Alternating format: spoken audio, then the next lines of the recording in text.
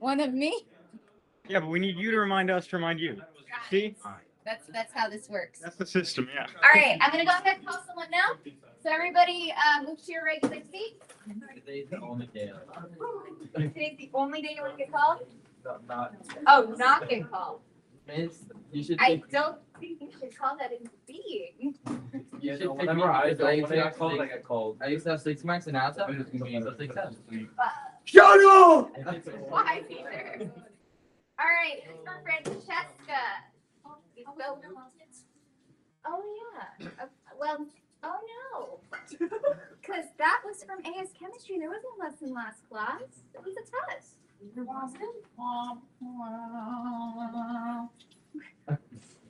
We'll give one more chance. This is lesson 1.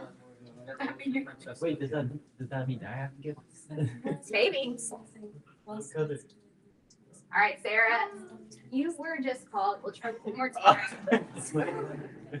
No. Luke. I think you did. You did have 6, 7. Yeah, I'm doing my heart. Yeah, definitely 6. All right, so give them a round of applause. We'll give you 1 point.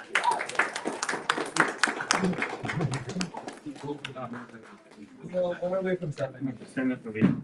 What? I have to send it to Leo. Oh, that you're at 8? We are catching up. And then they're gonna get 20 points in the Somehow. Somehow. You know, he keeps saying it's rigged because of how you gave us chances to get 2 at once. Do you remember? Yeah, but you missed 2 classes that they had points for.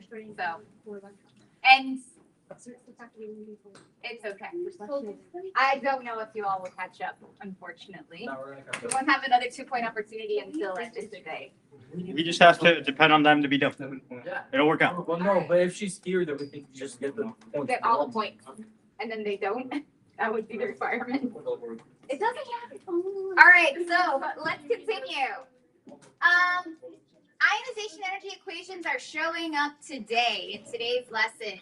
So that's one of the reasons why I highlighted ionization energy for today's bell work. Last year I did enthalpy calculations for the bell work, and that didn't go very well. So I decided to change that up. And when we need to revisit enthalpy calculations, we will. So write an equation to represent the first ionization energy of sulfur. This is sulfur to sulfur plus 1 plus E minus. And now what? G. GG, right? GG. 1 mark. You got it or you don't. Ionizations are always in the gas phase. They're always measured in the gas phase, along with many of the other calculations or equations we're going to see today are going to start in the gas phase. Next one. This one is the ionic radius, which I was surprised how many of you remembered this. I was impressed, I should say. Yes, absolutely. So that we have to specify that it's gas? Yes, Why do absolutely. we have to do that if it's always in the gas? Or Because there are other equations that wouldn't be as specified later today. Like if you have an enthalpy of formation, it's not always in the gas phase. So you do have to, for ionization energy and all the other types of equations, that we'll learn today, you have to specify the state of matter. 3 species. Smallest to largest. If you wrote that the smallest was Na plus, and then it went Ne, and then it went S minus, you were absolutely on the right track, and you earned yourself a mark for that. Then the explanation marks. 1 was to say they have the same amount of electrons. So that's why I was trying to read everybody's explanation to see if you were picking up these marks in your explanation. The reason why is because the only thing that's changing is the protons. So that's the factor that matters here.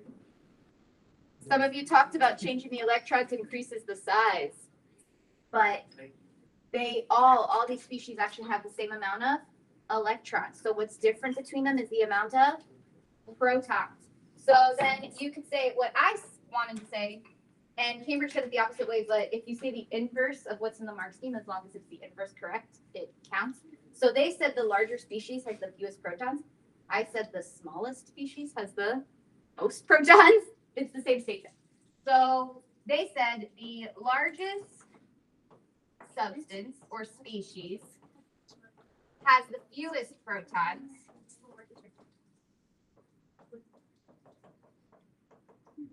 Which means that there's less attraction for the electrons. And I know many of you did what I did, probably because that's what I do, is go the opposite way, which was to say that the smallest substance has the greatest amount of protons, which increases the attraction. That is also the exact same statement. So the other mark was to say that there's less attraction for electrons.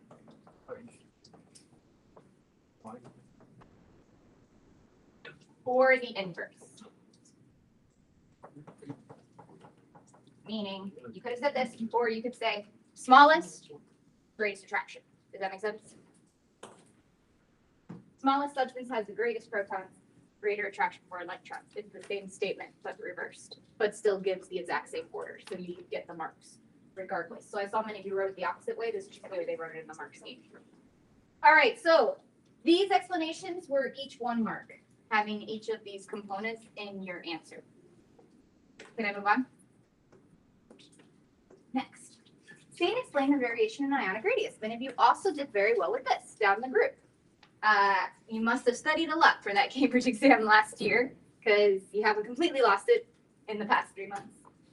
So the ionic radius increases is one of the marks to say that their size increases. And the second mark is because you're increasing the amount of energy levels or energy shells that have electrons. So because there is a greater amount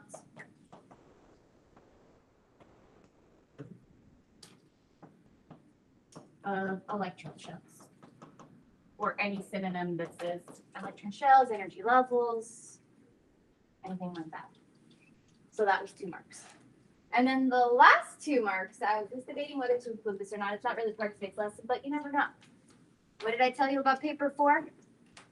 There could be subtopics from AS chemistry in there. They sneak it to the paper 4. It's not all just the content from A level. Some of the AS stuff will be in there. Not a ton, but up to even 10%, 15% of the test could be topics from AS chemistry. And some of the topics from AS chemistry we need for A level chemistry.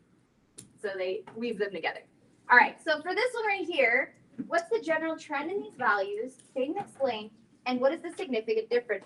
So where I think almost everyone missed the mark is in this first part, which you had to say there is an increase in successive ionization energies, which everybody pretty much said. But then what is the explanation of why? Everyone just left it at that. And so why? Because there's a greater attraction. Once you take electrons away, it makes the ionic radius smaller. You could have said, or you could have said that the positively charged nucleus has a greater hold on the leftover electrons, the ones that haven't been taken yet. And so the way that they worded it is there's a resulting in, or this is because, better way to say it, the nucleus has a stronger hold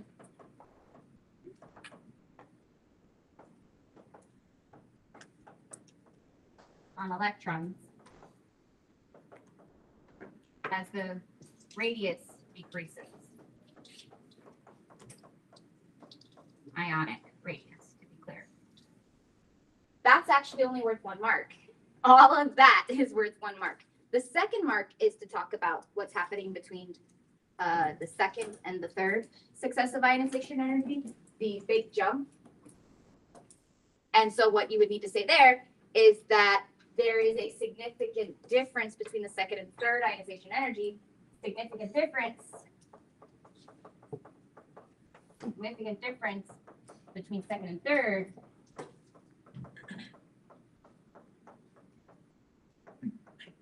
is because taking a third electron away would be from a core shell.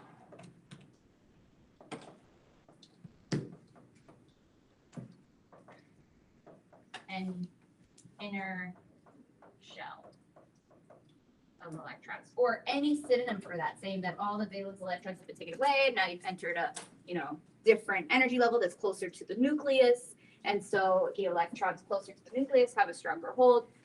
That was the type of explanation you needed to have in your answer for the second mark. Most people actually did get the second mark here, but not the first, is what I observed. So let's get to today's lesson. I'll give you a little bit of time to finish writing this down. Talking about the test, there were some really, really good scores, some that were not amazing. Some people haven't taken it yet, but the class average, including extra credit, was at 89% out of the 24 people that have taken it so far. If you didn't do well, it's likely because in the math there were some mistakes. Some of the main errors that I saw were not choosing the right formula, like choosing the buffer formula when you should have chosen the weak acid formula, like looking at what you had and accidentally picking the wrong formula. And then there were some errors in chemical equations, chemical reactions, spectator ions. I'm going to get back the tests on Friday. The plan is to get back the tests on Friday, so you can see your raw scores, and we'll go over a few of the questions if we have the time, the ones that I want to highlight. Just a reminder how I do the test. I'll always put a bunch of questions. Most of the questions are similar to what we have done in class, but there will always be some where you have to think a little bit outside the box, because, you know, on a Cambridge exam, there are questions where you have to think outside the box. The one that comes to memory from your paper 2 is the one about, I think, about something like ionization energy. Do isotopes affect ionization energy, if you'll recall? And that was, you had to think about, you know, do the neutrons affect ionization energy? And the answer was no, they did not. And you had to talk about why they don't affect the ionization energy. That question had never been specifically addressed in class, but they wanted you to connect the dots and figure out, you know, what does affect it. So what are the factors that would and wouldn't affect it? And so you have to be careful when you're reading Cambridge exams, because there will be a decent amount of questions you'll be familiar with, but there will always be questions that you have to think outside the box for. So nobody got a perfect score. It's very rare to get a perfect score on these tests, but the highest score was significantly over the cutoff that I had. I had the cutoff at 80% of marks, and so the highest raw score was a 37 out of 40, and multiple students got a 36 out of 40, which was like right there. So overall, good job. Overall, good job. And if you didn't do as well as you wanted to, look at the test to see where you can make improvements. That test also was a very math heavy test. And the bad news is the second unit is also pretty math heavy. Yay. So all the math heavy topics are at the beginning of the year, and then the second half of the year, we do organic chemistry, which barely has any math in it. So if you like math, we're in that set of sections right now where we're doing a lot of problem solving, a lot of formulas. All right, so what is today's topic? Today's topic is Latif Enthalpy. That sounds very, very scary at its outset. So what is Unit 2 about in general? Unit 2 is energy changes. So basically enthalpy part 2. We did enthalpy part 1 in January. So we'll be going back to this. You remember the triangle? Delta H is coming back. Triangle's back. We'll also be discussing, after enthalpy changes, we'll be discussing something called spontaneity of reactions, entropy, and Gibbs free energy. So that doesn't mean anything to you yet, but it will mean something to you in a couple of weeks. So this is all about energy changes. There are 6 lessons in this unit. In A level, I tried to make all the units about the same length. So you've got that heads up. All right, so enthalpy is this. What is that? What is delta H? This is actually change in energy of a system. And you should recall, before we even get started, what are the signs that you could possibly have for delta H, and what do they mean? If delta H was positive, what would that mean about the chemical reaction? Endothermic. Write that down for yourself to remember. Also, by the way, in this unit, we will have at least one lab next week. My goal is to try to do 2 labs, depending on time and schedule. But we will at least have 1 lab, and that'll be next week in this topic. All right, delta H equals negative. What does that mean? Exothermic. And what does endothermic mean? That energy's going in to the system. I think of it kind of like a bank deposit. Energy in, positive deposit, right? Negative means energy out. So the system is releasing energy out to the surroundings. And so that's a recall of what enthalpy is. And so what in the world is lattice? It has been mentioned in AS chemistry. Where have you heard of lattice before? Structures. In structures and bonding, right? Absolutely correct. There's a couple lattices we looked at. Metallic ones and ionic lattices. We will be focused solely on ionic lattices in this lesson and the next several lessons. So when we're talking about lattice, we're literally talking about this. If I had sodium chloride, how it organizes into alternating positively and negatively charged ions. That's what a lattice is. So when sodium chloride forms, for example, it doesn't just form one sodium with one chlorine. It actually forms into a 3-dimensional solid where you have a bunch of positives and a bunch of negatives that are all like linked into each other, that are all combined with each other. And this itself is called the lattice structure. We built them, if you'll recall. We built some lattices last year. I didn't keep them all, unfortunately, for space, but we did build them last year. All right, so what we'll be talking about is energy changes then in forming an ionic lattice. That's what we're going to be talking about. And this is actually a 2-part lesson. Today, I'm defining different enthalpy changes for the most part. And next class, we're actually going to learn how to calculate the enthalpy changes. It's a very, very big process called the Born-Haber cycle. All right, so let's get to it. This is what we have for today. So you can always know by the amount of standards how difficult it's going to be. Look at the type of standards we have today. Define. We're going to define enthalpy change of atomization. Let's use enthalpy or energy. Define, again, so how many definitions are we seeing? Define and use first electron affinity, whatever that is. Explain the factors that affect electron affinities, and then describe and explain the trends in electron affinities of group 16 and 17 elements. And then finally, we'll probably see a question about this another day. Actually, I don't think I have one of the lessons today about this. So this will be in another day. Explain in qualitative terms, hopefully we get the time for it, the effect of ionic charge and of ionic radius on a numerical magnitude of a lattice energy. So lots of big words here, lots of things to define. We're going to go ahead and get straight to it. So it's tons of define and explain in today's lesson, which means light on the math today, not light on the math on Friday. Heavy on the math on Friday, just so you're getting that heads up. All right, so I already went over the review of endothermic versus exothermic. Remember that whenever we break any chemical bonds, that requires an input of energy to make that happen. So to split up any type of chemical bond is going to require an input of energy. If I form new bonds, this is going to release energy because it's always energetically favorable to go to a more stable state.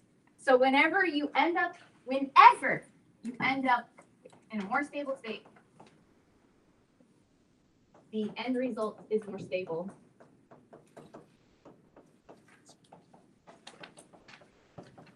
Your reaction is going to be exothermic. It's going to release energy. As it goes to a more stable state, releases energy. And so you won't have any questions with bond energy today, but the difference between the energy to break bonds and to form new bonds is called the overall enthalpy change for the reaction, because it takes energy to break all your bonds, and then it releases energy to make all your new bonds. This concept is the same concept we're going to use next class when we talk about forming ionic lattices. And so today we're going to learn all of the little components of the process, but we're not actually going to see the full process till next class.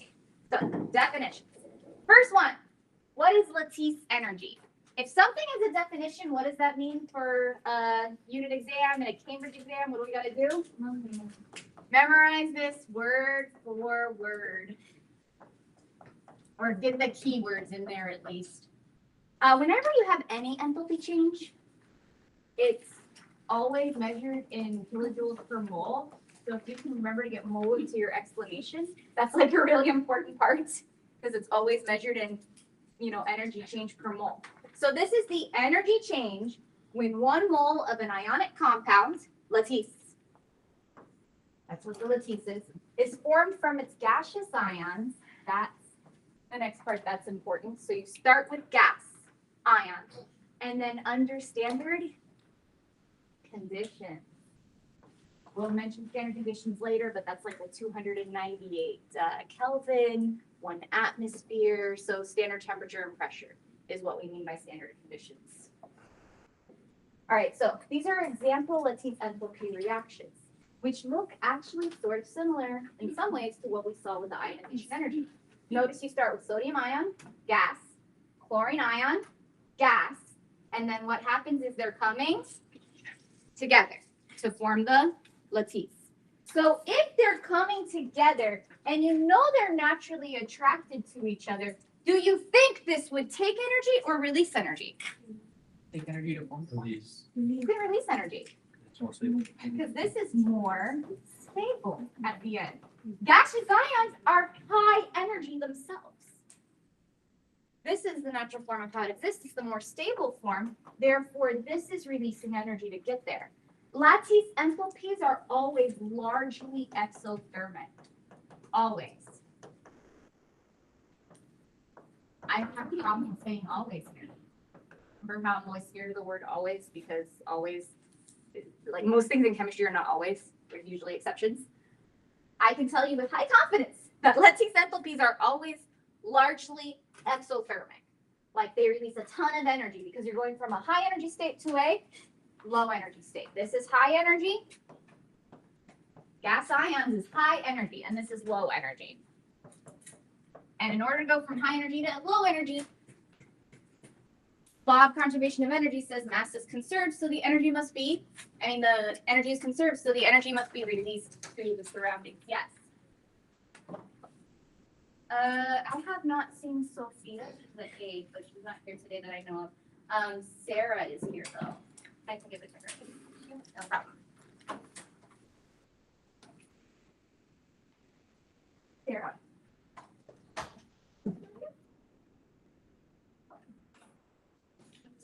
Okay. And then take a look at the same thing for magnesium chloride. Also largely exothermic. And we're going to take a look at, hey, why is this one so much larger than that one? Like, this is releasing a lot more energy than this. They're both releasing a lot of energy, but this is releasing like 3 to 4 times the amount of energy. So we're going to take a look today at the factors of what influences how much energy is released when an ionic compound is formed. You can think about it for now, but we are going to define why later on. Yes. Is this used to create energy? I'm sorry, what? I'm just wondering, is this used to create energy? No. Or not create, but like, not No, create. it's just discussing how we know that, ionic compounds, when they form, they are stable. I mean, like, I'm thinking real life applications to this. Like, could this be used to power an engine?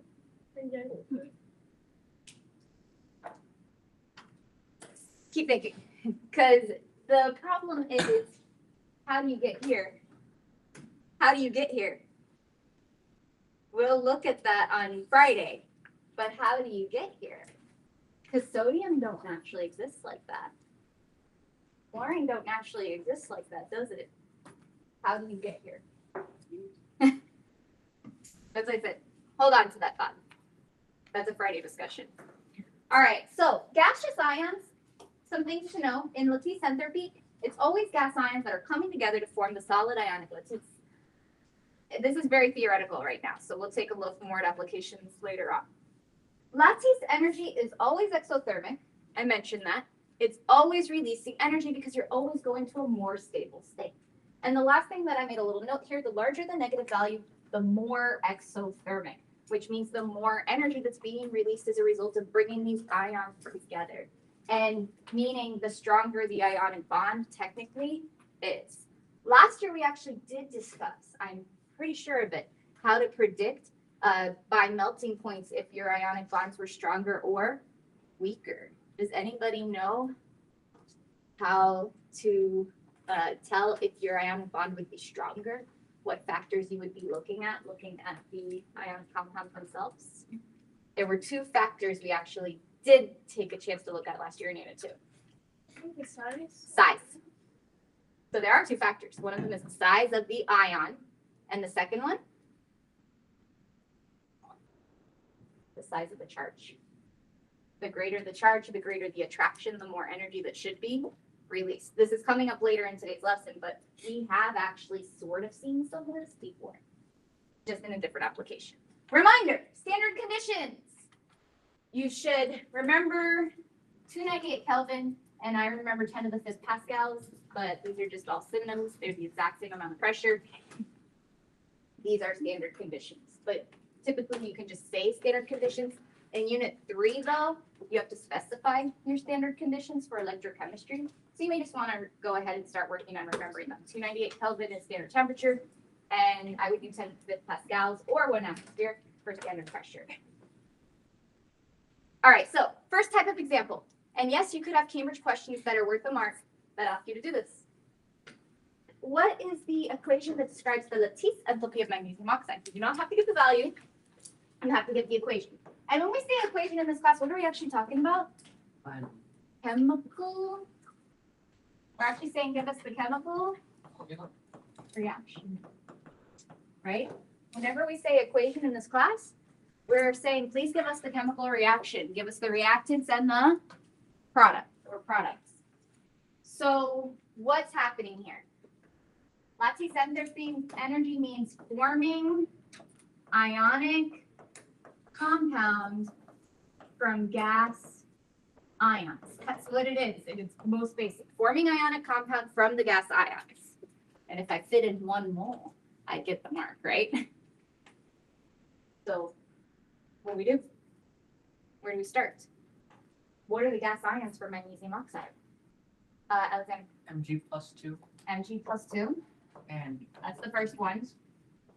And the other one? O2. Oh, what charge? -2. And do I have to include the state? Yep. You absolutely do. Gas, gas. GG. On the product side, what do I make? If this has a +2 charge and this has a -2 charge, we know we're going to make MgO. One of each, right? MgO. What would the state of matter be? Solid. Because this is the lattice. The lattice is a solid. Because they form together. You've got your alternating plus and minus charges.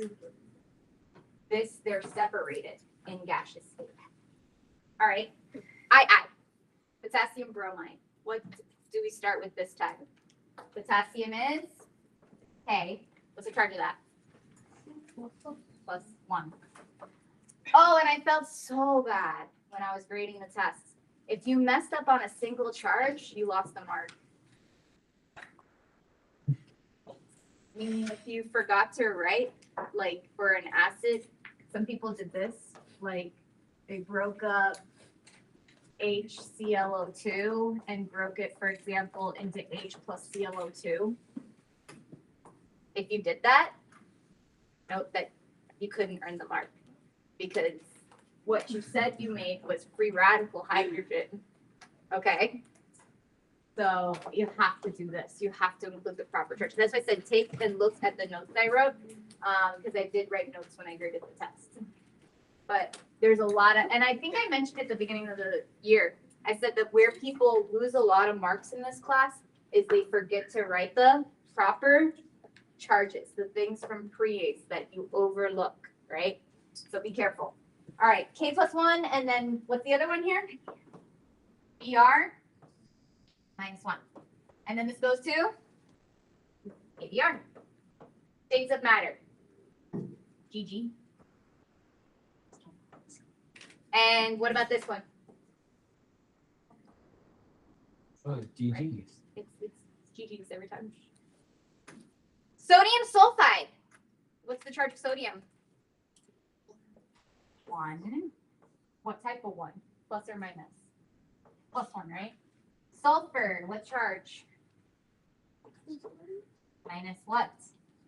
2. What does that mean? Na2N. So you have to balance it. How would you balance it? In here, right? The other thing you have to know is all equations must always be balanced all the time. Yes. I'm sorry? Yes. Just show me when you're about to submit, okay? So this is G, and this is salt. So this is called the ionic equations for, or the actual equations for just describing the lattice energy or the lattice enthalpy. You're going to see energy and enthalpy used synonymously. They're actually not synonyms. Enthalpy discusses constant, either constant pressure or constant volume energy change, but they're not the exact same thing. But in Cambridge, we just use them synonymously, enthalpy and energy. All right, so chemistry jump scare coming your way. Go ahead and hit submit now. Chemistry jump scare coming your way. All right, so how do we determine the lattice enthalpy value? Which, did I say we were going to do math today? No, no math today. So Friday, how do we determine the lattice enthalpy value? Well, turns out you can use an energy cycle to do so. Do you remember the little triangles that you had? Or the little, things with the cycles? They're coming back this unit. Technically for this one, it's pretty direct to figure out how to do it. But take a look at what this is saying. This right here is what for sodium and chlorine? Take a look at this right here. What is this? Na solid plus a half Cl2 gas. This is something called the standard state. Sodium exists as a natural solid. Chlorine exists as a gas. I'm about to tell you to memorize your standard states over again. That's coming in the lesson very shortly. This is the standard state. And the question is, this is the beginning of the reaction. This is the end, right? So what type of reaction was that? Do you remember from pre-ACE chem or equivalent?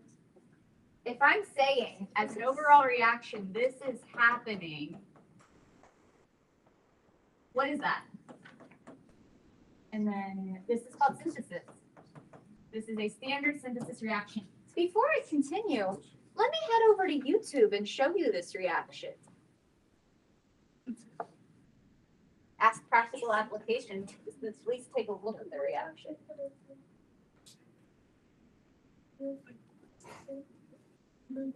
By the way, any of my science aides that are helping out in a pre-ACE class, I think there's just a few of you, you may want to tune in to today's lesson in pre-ACE if you are participating in Olympiad, because I'm teaching nuclear half-lives, which is something I haven't taught for a few years. Yes. Which period is it? 3, 4, 5, 6 is all pre-ACE chemistry. 3, 4. I can post the YouTube video after as well, because I'm going to be recording the lesson in 6th period tomorrow. So I'm just giving you a heads up. I'm teaching a topic that I haven't taught for several years that isn't part of the Cambridge curriculum, but we have the time fit in this year for me to cover it. It's called nuclear half-lives, and it is a question that shows up on the Olympiad. Okay, so reaction of sodium and chlorine. Look, it's the first one that comes up. reaction of sodium and chlorine. I'm pretty sure I've shown this before. I showed it last year. Damn it, it's not it. I Maybe gotta go you on made my toilet playlist. made toilet paper alcohol. Oh. Nile red. Table salt is also known as sodium chloride. I'm gonna turn off my sound. Just remind me to turn it back on.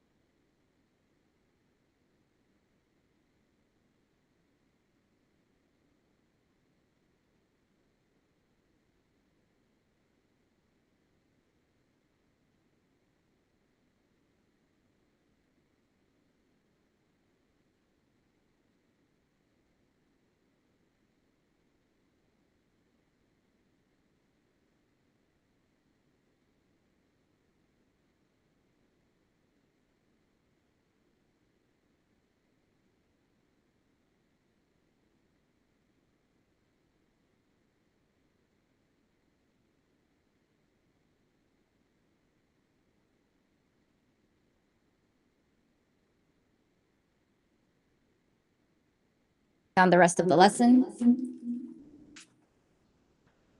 Is that the chemistry jump scare you talked about before that?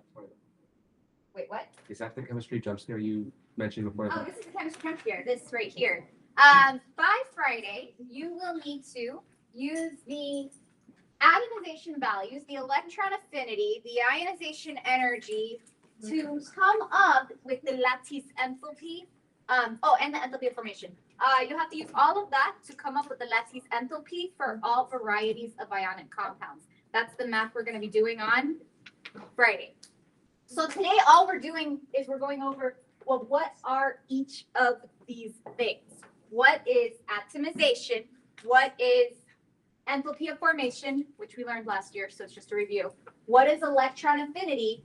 And what is ionization energy, which we're going to go fast because we did that with the bell work.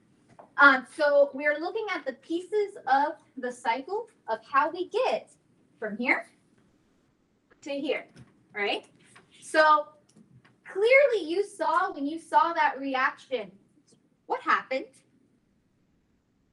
Oh, kaboom, right? Explosion. But what did you see? Loud? White. You saw white. You saw what else? Before you saw the white left over. You saw a lot of energy being released, right? It looks like fire, right? And you saw a cloud. Oh, that cloud would be in what state? So in this process, in order to get from here to here, you're going to have to get your species to gases. So basically, you're theoretically drawing how do we get from here to here, piece by piece. Your species have to be turned into gas, and they have to be ionized. One has to lose electrons, and one has to gain electrons. And then after that happens, they come together. So we're going to be detailing each of the steps of a process of forming an ionic compound. So a more in-depth look at how do we form an ionic compound into a lattice. This is what the Bohr-Haber cycle tells us. We're going to spend time on this on Friday. Today, like I said, we're just defining what are each of these pieces. How do we get from here to up here? Yes. I don't understand why the chlorine gaining an electron goes before the sodium losing an electron. The order doesn't matter. It doesn't matter. We're going to learn that on Friday. Technically, it's just you're highlighting, you It's just that. would highlight which happens. Technically, they should be happening around the same time. And some people write them both happening at once. But the reason why we separate them is so that you can give a value just for taking away an electron, and you can give a numerical value just for adding an electron. So the order doesn't matter, really. Okay, so before we get there, standard states. This is your cue to remind yourself the following. You need to know how elements naturally exist. So you need to know that sodium is a solid, and you need to know it exists as one. You need to know all your gases. There's one missing here. What's the one I'm missing? I don't know how I missed it, but can anybody figure out which gas I'm missing on this list? There's one missing. Nitrogen. So somebody said helium. Sure, but helium does not participate in chemical reactions, so we don't care. Like noble gases are mentioned here, though. They are mentioned, but like these are the gases that we care about for remembering for energy changes, right? Because we're going to look at how they change when they form into compounds. Liquids, remember, are bromine and mercury. And then solids are literally everything else. You've got your cheat sheet periodic table in the front here, if you can see it, that already gives the elements in their solid, liquid, gas form, if you didn't know that. Any element that has its symbol in black is a solid.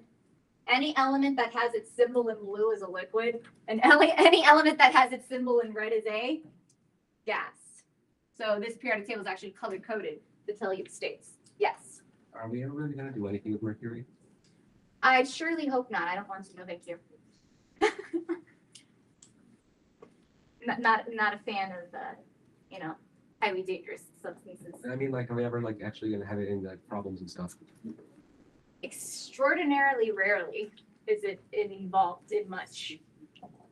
Maybe something in Unit 3, but even doubtful there. Like it shows up in the mental activity series, but it's doubtful. So, like it's not really used, so it's not really useful. So Cambridge doesn't really test it much. All right, so first or second definition. The first one we actually already did. We did lattice enthalpy, right? And lattice enthalpy was the energy change associated with what? Forming 1 mole of an ionic compound from ions in the gas phase, right? So ions in the gas phase coming together to form an ionic compound. We call that lattice enthalpy. Second thing that we have to know the definition of is something called the enthalpy change of atomization.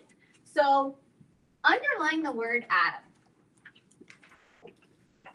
Atomization is what's on this slide. Atomization, what this means is turns element from standard state into single gas atom. This is the enthalpy change of atomization. So the idea is in the word. You're going to make single gas atoms in this energy process. This is the official definition. So if they asked you for the official definition, which does show up on the Cambridge Standards, unfortunately, which means you can be assessed on all these definitions. There's a lot of definitions for enthalpies in this unit. I'm just going to throw it out there. What stays the same? 1 mole, right? Always. And you should always get energy change. And then the actual process that's happening. Here, you are starting with an element in its standard state and ending with a gaseous atom. That's what's happening in atomization. So I always think of the end product has to be single gas atom. And so you'll see a couple of atomizations here. Notice it says enthalpy for atomization is always positive. Why do you think that's? Sorry. Why do you think it's always positive? Looking at this. Is that because you're breaking the bond between both? If I go from CO2 to Cl, you're absolutely correct. I'm breaking a bond, right? To go from here to here, you have to break this bond, right? You have to literally break the covalent bond. That's what's happening. Breaking bonds requires energy. That's one of the things we said at the outset. If I break bonds, it requires energy. If I form new bonds, it releases energy. But what about sodium? Why is sodium down here? That's not breaking a bond. It's already a single atom. Why is that also endothermic? Lisa. Because it's sodium in a lattice, and then if you make it a gas, it's technically a And I mean, even then, so it's in the metallic lattice, right? That's what you're saying. And to go from a solid to a gas in general, think about ice. Ice, low temperature, steam, high temperature. It requires an input of energy to go from a solid to a gas. So all of these processes require an input of energy. So atomizations will always be positive. And this is important that you know this. You can be assessed on questions where they'll give you a checkbox and they'll say, tell if these values are always positive, always negative, or sometimes. And so the fact that I'm telling you this is always positive, that can actually be assessed on a Cambridge test, that you know that enthalpy of atomization is a positive value. So just so you're aware. So positive. Were these smaller or larger than the Litzy enthalpy values? Wow. Definitely smaller. Definitely smaller numbers. Yes. So if you have an unstable compound, if it breaks apart, does that relate to storage? I mean, since it's unstable. If you go from an unstable compound to a stable compound, it will definitely release energy, to answer your question. To go to a more stable state. Yes, me. It's just straight up yes, period. Yes, that will happen. Interesting question coming up. You remember bond energies? That was a thing. You were given a table back in enthalpy part 1 where you were given bond energies and you were told that the Cl-Cl bond energy was 244 and we used that in calculations.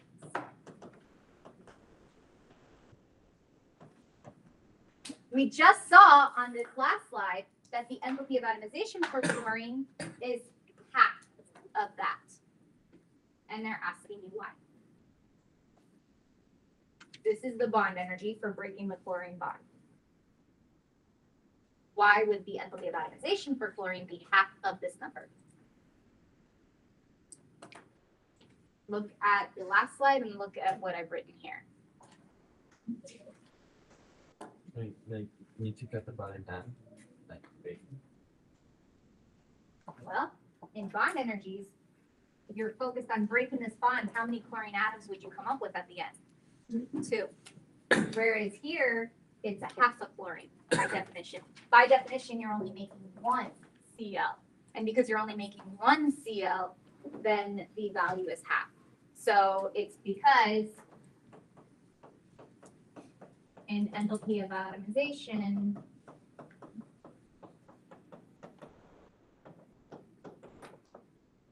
you only produce 1 mole of the Cl by definition, right? Whereas with a bond energy, you're breaking the full bond.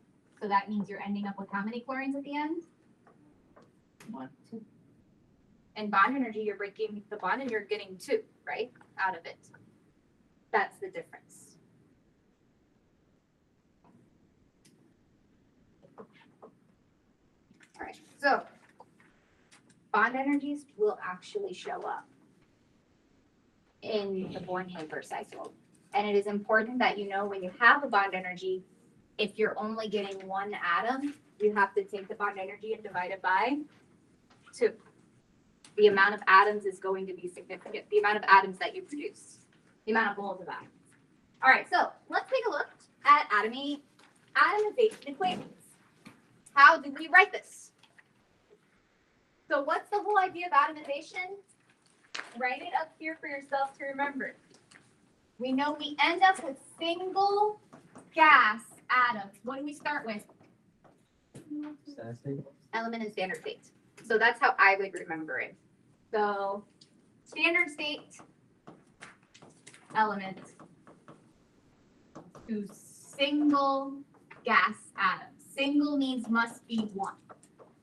That's important because in your balanced equation, you must have 1 of your gas atoms on the product side. Okay, so what do we do with oxygen? How do we start it?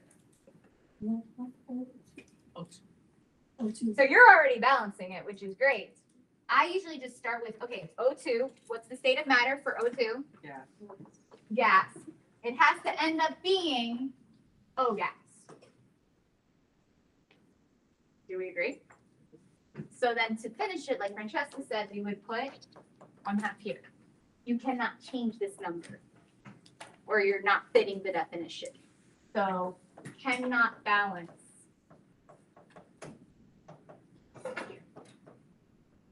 Because by definition, you're making 1 mole of gas. So you can only balance on the other side. Which means you have to put the 1/2. That's right. All right, what about barium? Where does barium start? What state of matter? Solid. Goes to what?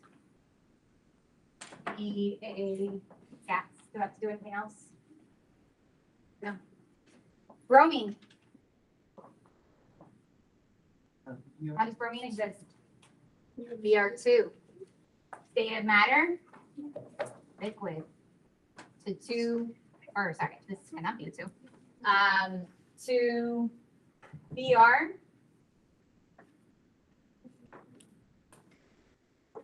What's the state of matter? Yes. Has to be 1. So how do I balance it? For 1/2. 1/2 here. And that's it.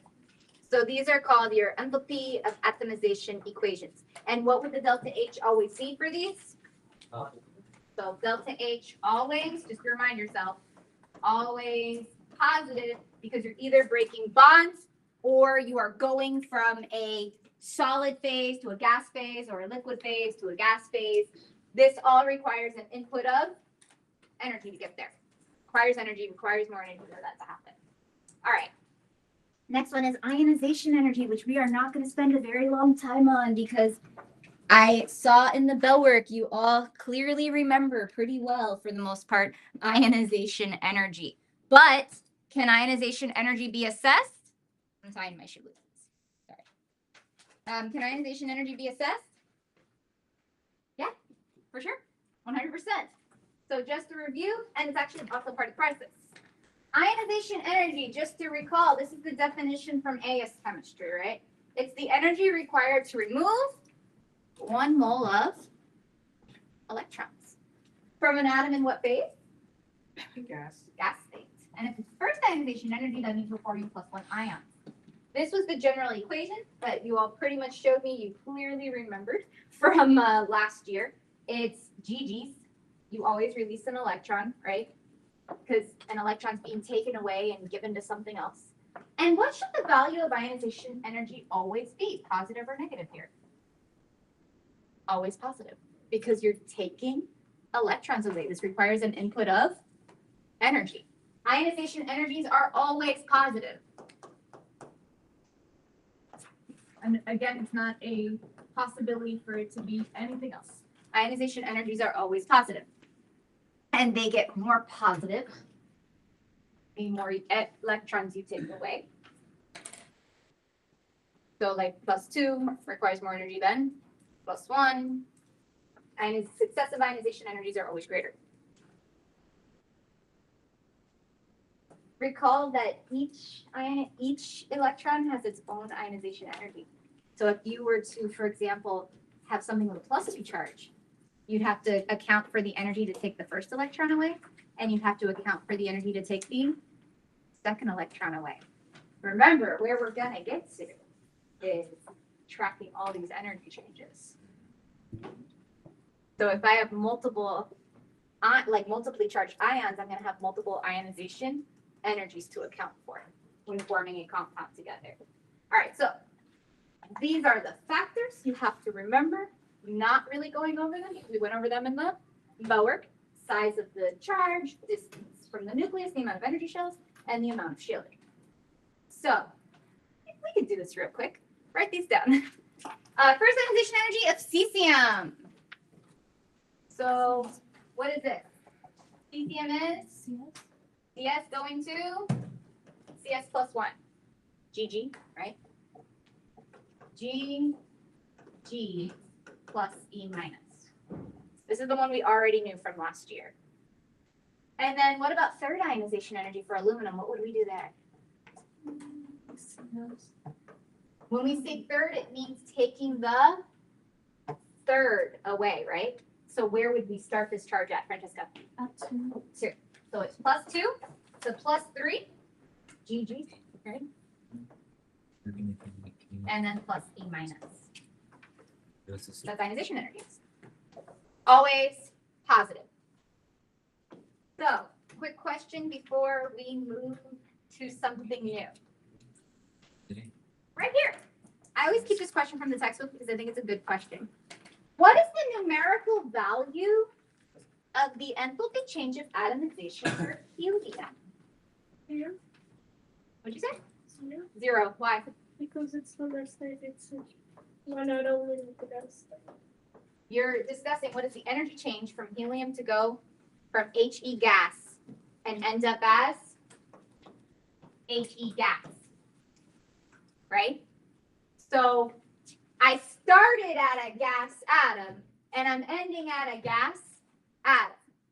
There is no, that was very fast. There is no enthalpy change because there is no change. There is no enthalpy change.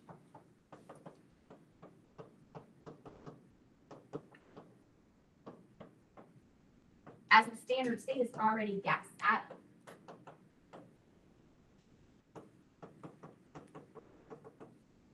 You don't have to input energy, you don't have to do anything. It's already there. Could you still have an ionization energy for helium afterwards? Can you take electrons away from helium? Sure. Would it be difficult? Yes. But you could do it. It has ionization energy values. But helium won't be participating in bonding. We will not see helium in any of our examples. Okay, so now we're going to learn a new definition. We've already seen a couple. Lattice energy. What was that again? Remind yourselves. Gas ions go to solid, ionic solid compound, right? That was the first one. That was new. What was the second one that was new? Atomization, right? Atomization is going from element in standard state to gas atom. And so this is how you need to study. You need to repeat to yourself, make yourself a little study guide. What are the key energy changes you need to remember? Next class, we're going to be putting them all together to make a big cycle. But today we're learning what are they. The next one is called electron affinity. This was actually, I think it's the same here. When I was studying chemistry as a student, this was the last one I learned about. And in my chemistry classes, I'm going to age myself. I took the chemistry class that had to do with the topic that we're on right now. I took it in 2005. And you do not remember 2005 because you were all not born. But in 2005, there were several hurricanes that hit the area. One of them was Katrina, and the other one was Wilma. And that's when I was taking my chemistry class that had this in college. And so school was actually shut for 2 weeks. 2 weeks out of the 16-week semester. And one of the topics that the professor decided we're just not going to do was Born-Haber cycle.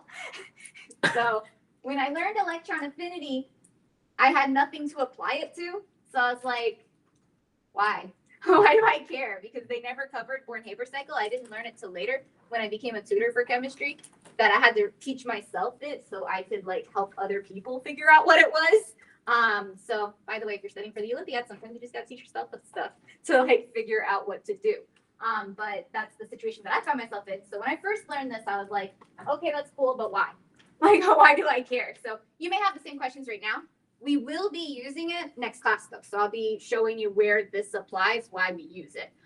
So electron affinity is the final of like these energy processes that you've really got to know that's new.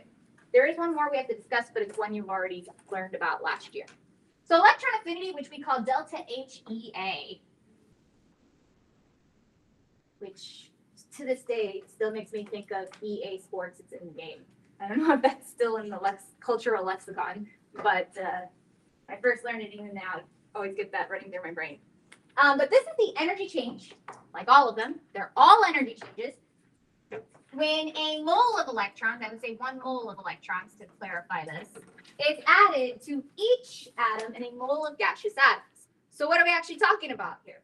We're talking about what is the energy change for when, example, I go from chlorine to chlorine minus.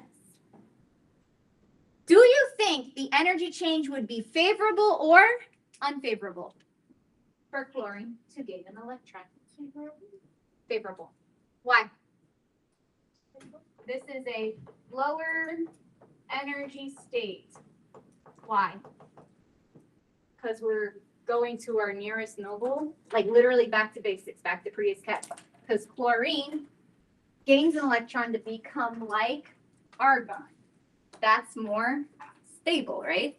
So that's a lower energy state. So what would we expect our value of enthalpy to be, positive or negative? Negative. And it is. And so this is an energy change associated with adding electrons to an atom. Hey, what type of atoms would we add electrons to? Like in an ionic compound? The metal or the non-metal? So this is only going to address non-metals, although you can do it for metals. And what we care about, which is forming ionic compounds, this is going to be for non-metals. What about ionization energies? Would I be taking the electrons away from metals or non-metals? So you may want to go back to that for yourself. This addresses what type of elements?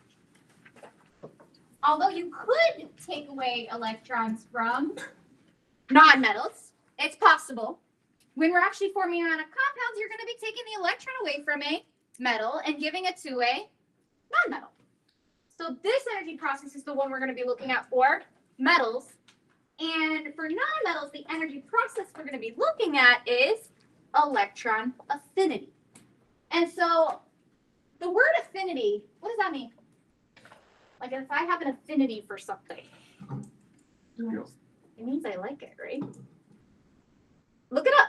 What is the definition? Somebody look up what is the definition for affinity. AFFINITY. And tell me out loud. What do you see? What's affinity? Luke, you've got a computer.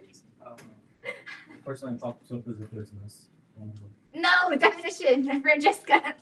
A spontaneous or natural liking or sympathy for someone or something. Natural liking or sympathy for someone. So that's what the word means, right? So I remember when I was first learning, I was like, oh, like electrons. Like it likes electrons. So affinity, that word actually in the English language means like. So an affinity for electrons means you like electrons.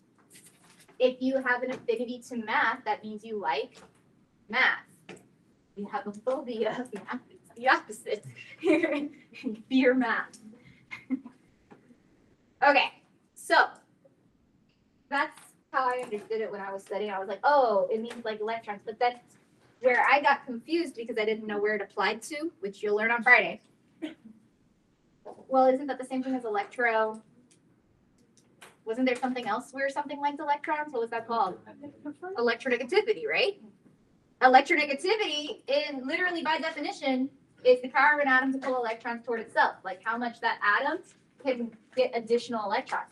And so the key difference between the two, which back in the day, like I didn't understand the key difference, but the key difference between the two is that electronegativity only addresses the ability to pull more electrons.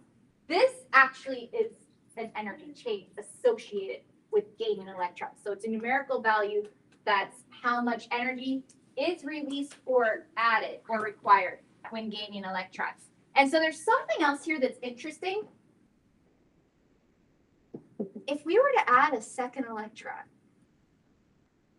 would the electron affinity be positive or negative? So let's say that we had oxygen, and oxygen goes to oxygen minus. We know that that's going to actually be a delta H that's going to be negative.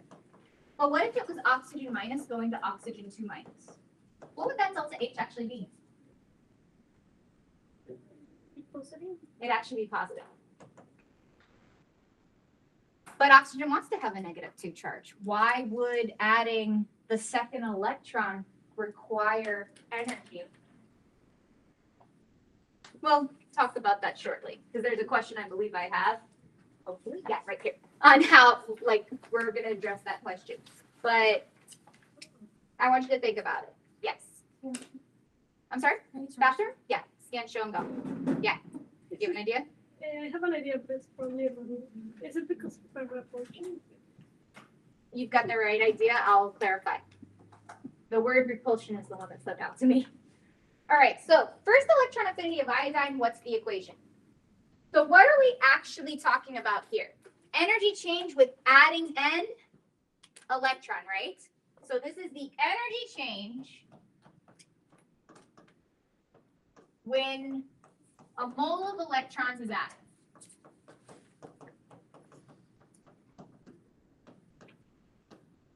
Hey, is that the opposite of another energy change? What is it the opposite of? It's the opposite of ionization energy. It's the literal opposite of ionization energy, right? Because in ionization energy, you're discussing taking away an electron. Here you're talking about adding an electron. That's why I said one was for metals and the other one's for non-metals. It goes back to those little key ideas we talked about all the way back in the beginning of studying chemistry. Okay, I'll write it out for you. When's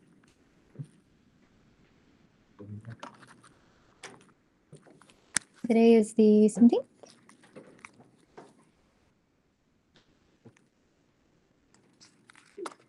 Okay, here you go. You're welcome. Okay.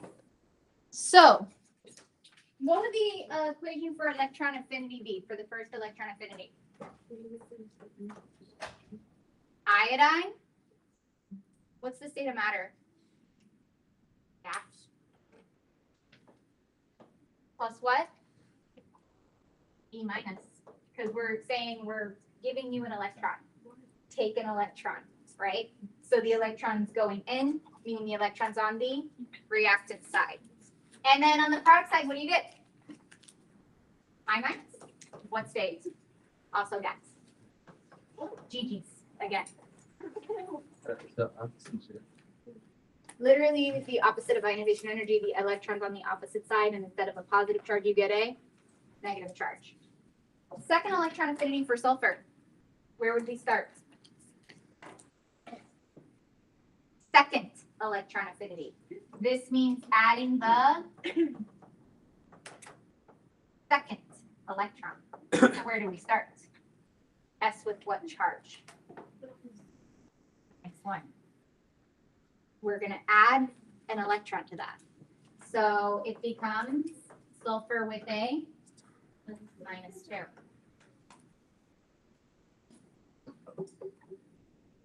And I mentioned that this energy change is endothermic.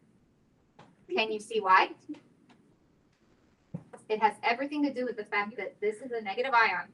It has more electrons than protons. And I'm trying to add something negative to something that's already negative. And negative charges repel. So you'll have to overcome the repulsive forces by an input of energy. So that's going to answer the question on the next slide, I believe it is. First electron affinity for sulfur has been established. It's been measured to be -200 kilojoules per mole. The second electron electron affinity is actually positive 640. Can you calculate the total enthalpy change to go from sulfur to sulfur 2 minus? What would you do? If the F together the two KT now. It's just add together each of the energies, right? Each of the successive, cannot write, ionization energy, or electron affinities here, electron affinities. So then what would that be? 440. Negative 200. The easiest math you'll ever see, and I'll never see this on a, I mean, never say never, but I've never seen this on a Cambridge question, like something like that. This is from the textbook, but I think I've told you the textbook questions to me are almost always easier than the actual Cambridge questions. 640, so this would be 440. What's the units? It's always going to be kilojoule per mole. Energy change per mole of this happening. So mole of S2 minus being formed from sulfur. Yes, that's all. You need to specify the positive. I would say yes. I don't know if you remember last year, in the lab specifically, when you had an enthalpy lab, you had to specify if it was negative or positive. Yes, you must say for all enthalpy changes, if it's a positive value, you got to put the positive sign there. Because that means input of energy. That's what you're communicating. All right. Why are second and third electron affinities always endothermic? So that means going from S minus to S2 minus, this is always positive delta H. Why? I mentioned it, but we need to write it down. What did I say? Adding an electron, which is negative, right? You can specify that for yourself if you want, but adding an electron to a negative ion.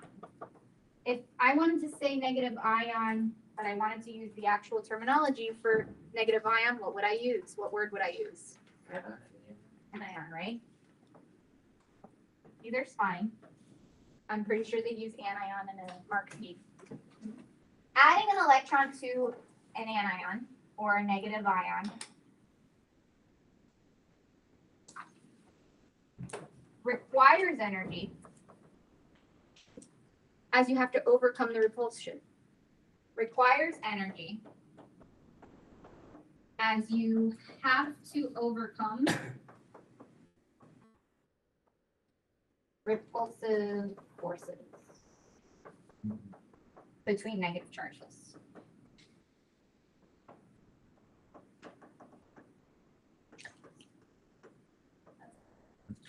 Okay, so electron affinity, generally speaking, is exothermic, but is electron affinity always exothermic?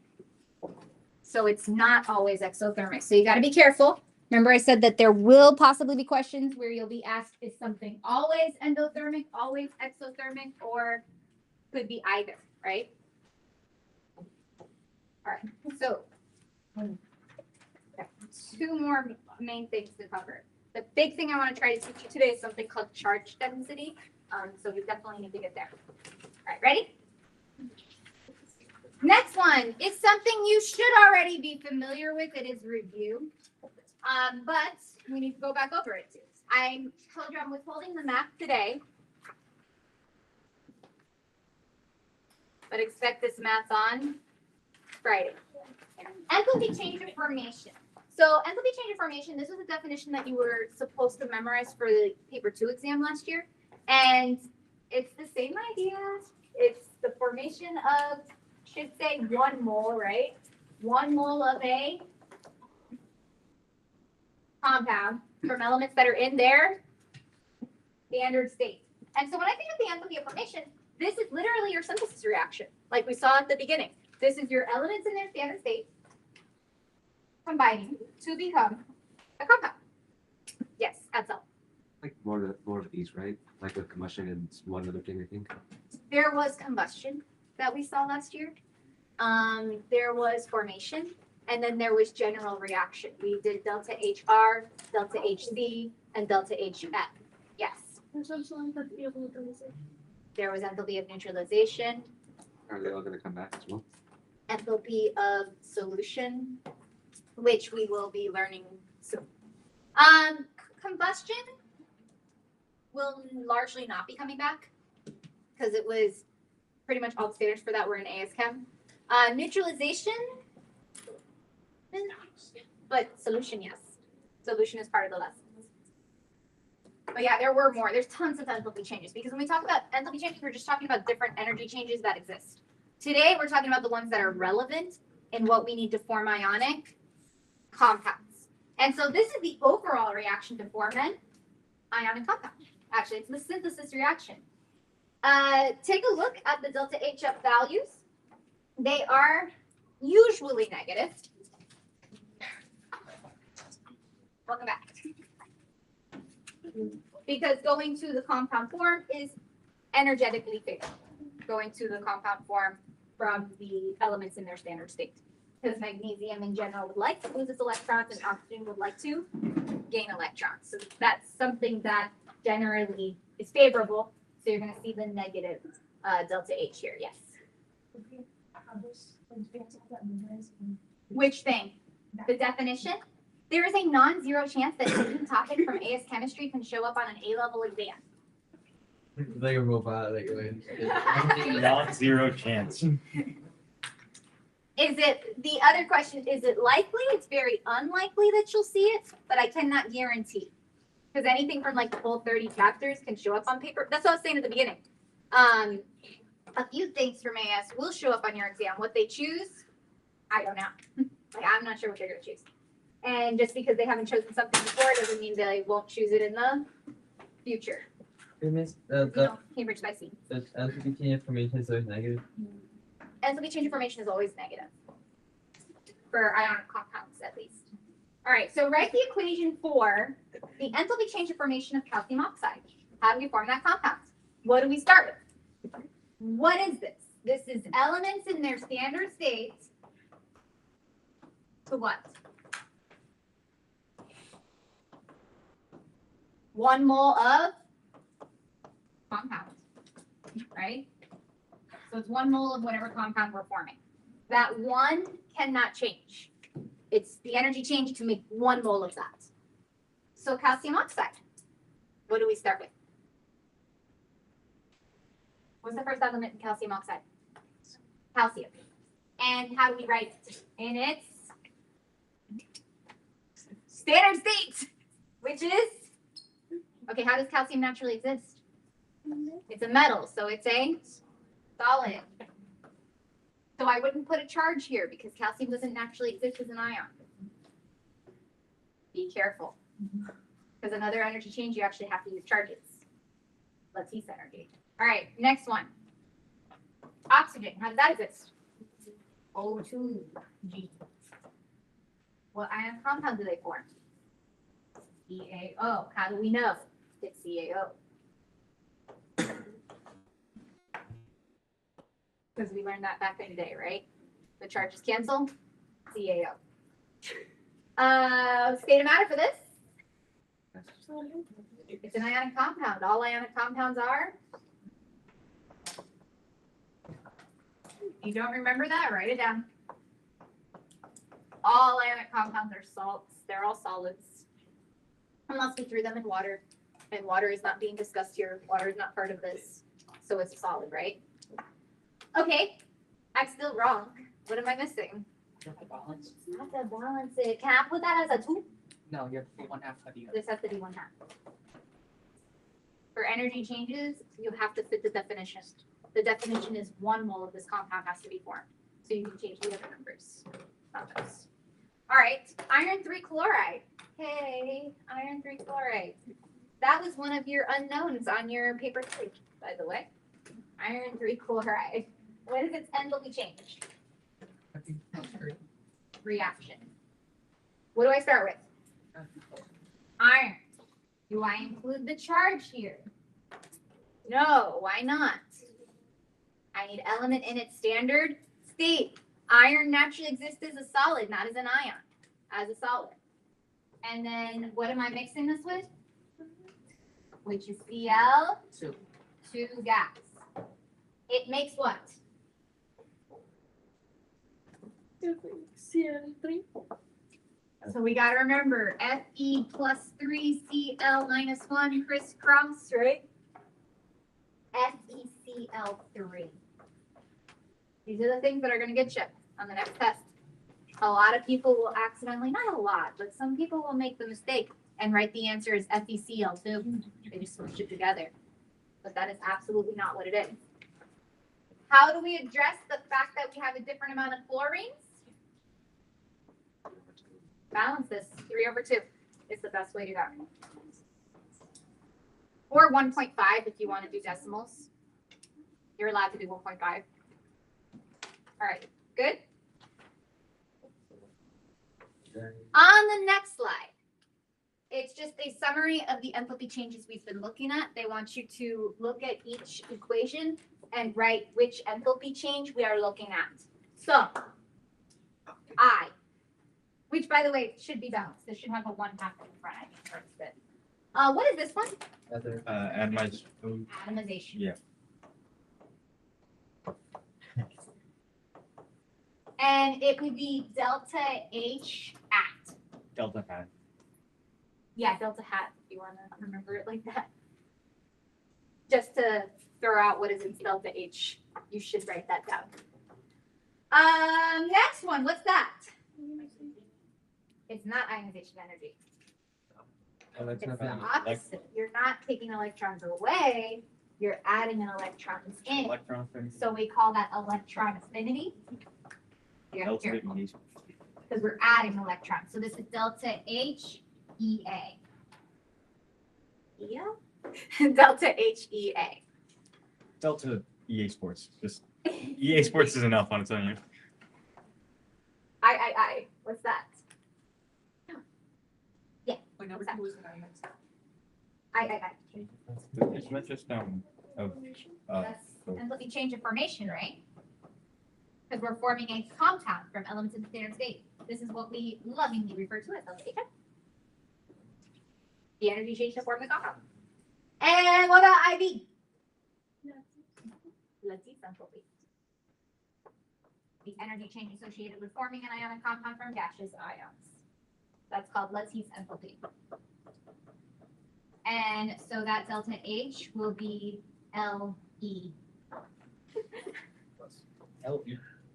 LE? Yeah. Lattice energy, yes. Are there any like things with delta H and the 3 letters afterwards? Not that I can think of off the top of my head. Not that I know of off the top of my head. They usually do 1 or 2 letters. Oh, but there is one with 4. And there is one with 3. Yeah. Delta H neutralization is delta H neut, N-E-U-T. Delta H solution is delta H SOL. Oh. So yeah, there is. All right. But when you look at it, because you're going to see questions and you're going to see the numbers, you just have to be able to say, oh, AT, that's got to be atomization. Like, it can't be another one. AT is atomization.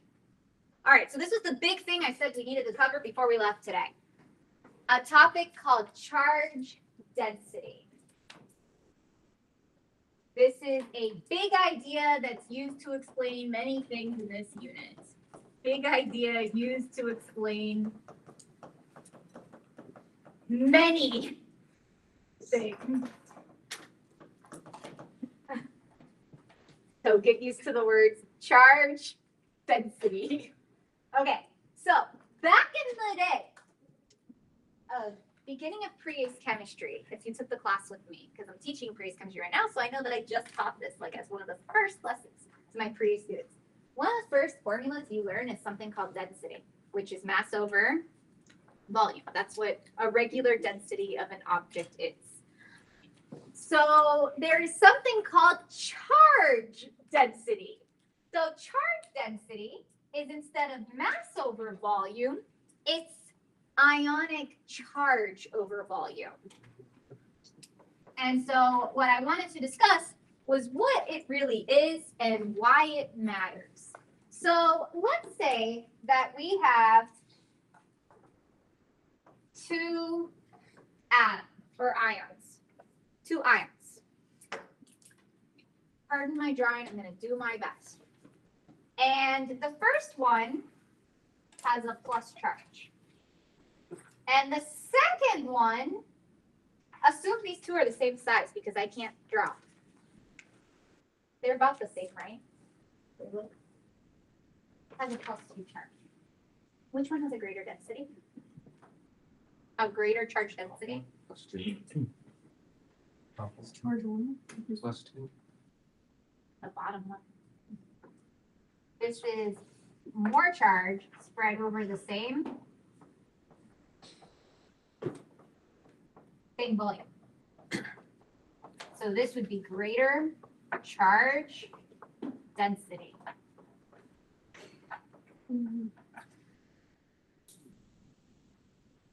More charge spread over the same volume. The idea is that this is going up, right? So if the charge is going up, then the density is going up. Does that make sense? It's a math idea. It has to do with something called directly proportional versus inversely proportional. It is a direct relationship. If the charge goes up and the size stays the same, the density also goes up. Yes. Does that mean that smaller magnets? That's what I'm about to address. So this actually has to do with something that I taught last year that I brought up earlier, but I never used these words because they weren't relevant to our explanations, but they are going to be now. Size. Let's compare two different ions. This time the charge is the same, but the size is different. So we've got, let's say, I'm going to use, what did I do? I did plus and plus. This one and this one. My question is, which one has the greater charge density? Ramon, First one. the top one. So this has the greater charge density because the charge is spread over a smaller volume.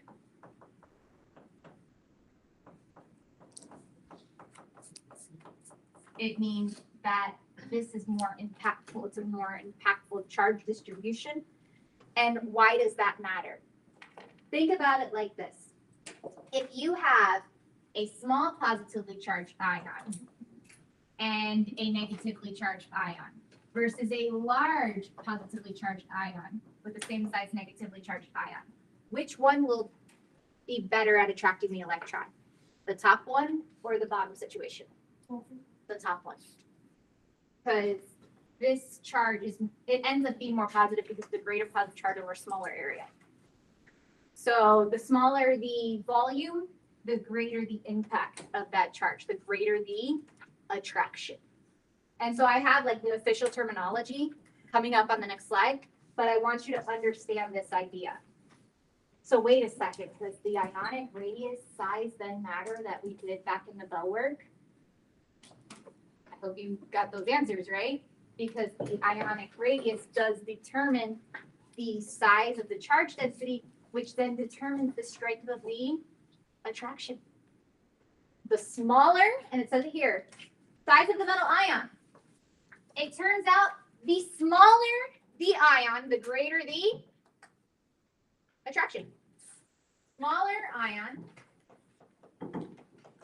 equals greater attraction. That's the basics.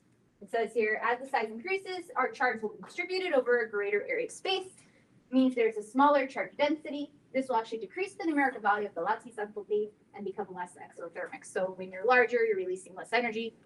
On the converse, if you're smaller, there's a greater attraction, which means more energy released. That's a big deal. Write that down. And then the magnitude of the charge. The greater the charge over the same volume, the greater the charge over the same volume, the greater the charge density. this increases the force of attraction between the ions, and therefore you're going to release more energy. So the greater the ionic charge, the greater the attraction, bigger the attraction, and the more energy is released. And so this will answer our question that we had all the way back in the beginning. In the beginning, I gave you the values of NaCl, lattice enthalpy, and MgCl2. And we'll take a look back at that slide momentarily. And the numbers were different. And I told you we discussed why those numbers were different. Yes, Francesca. So they're kind of like, for example, me, I'm a small person that's gonna have a lot of energy. And then This talks about your ability to attract. Oh. So the idea is actually the same concepts as last year. The smaller the atom with a greater nuclear charge, the greater the attraction for electrons. This is the same ideas from last year, just said in a different way. So the greater the positive charge, the greater the attraction. The smaller the ion, the greater the attraction. That's literally the idea that's taking place here. But when we say smaller ion or greater charge, we're going to reference that together as something called charge density. So when you see in a mark scheme, you're going to see it written as, usually written as charge density. All right, ready to, first of all, let's just go back here where I did the last example. Here. We discussed back at the beginning of the lesson that sodium chloride and magnesium chloride would both have very largely exothermic lattice enthalpies, lots of energy released to put them together. But I told you that magnesium had a much larger negative number, 2 to 3 times the amount of energy released. So why? Can we explain that now?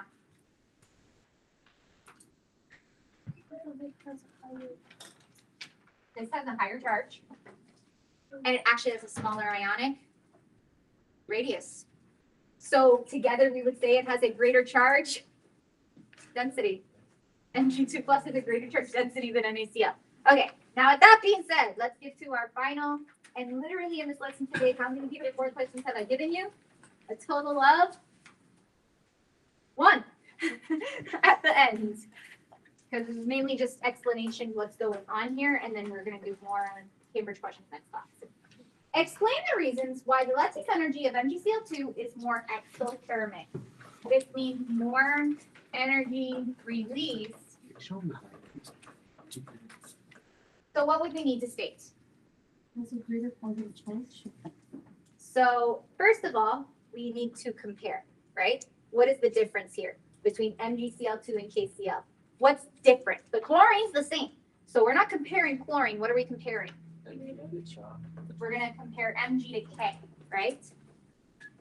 So when it says one compound versus another compound, you have to, in your explanation, talk about what you are exactly comparing. So here we would say, and I'm going to write out the marks, Mg2 plus is smaller than K plus. Would you agree?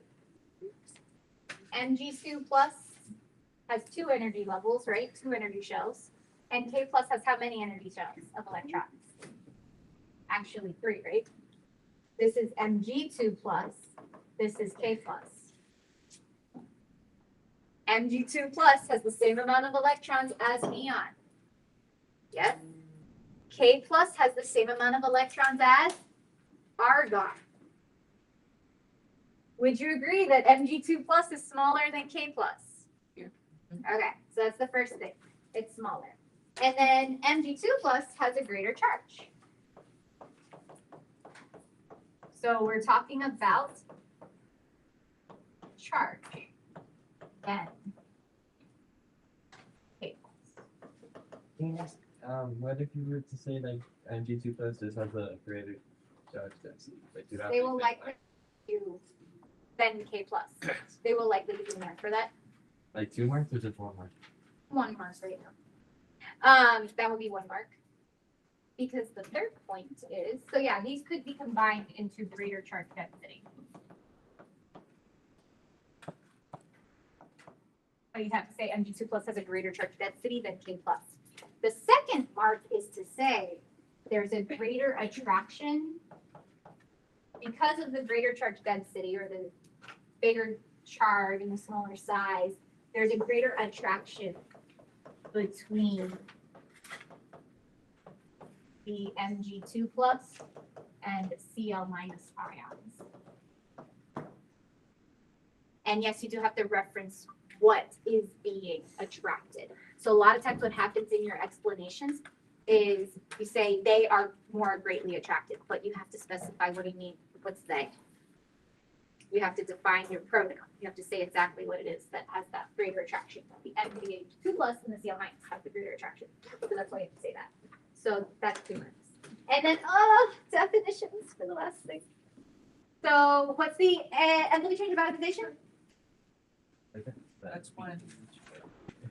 Energy change Enthalpy change when 1 mole of gaseous atoms are formed from elements in standard conditions. when 1 mole of gaseous atoms is formed from elements in standard state, right?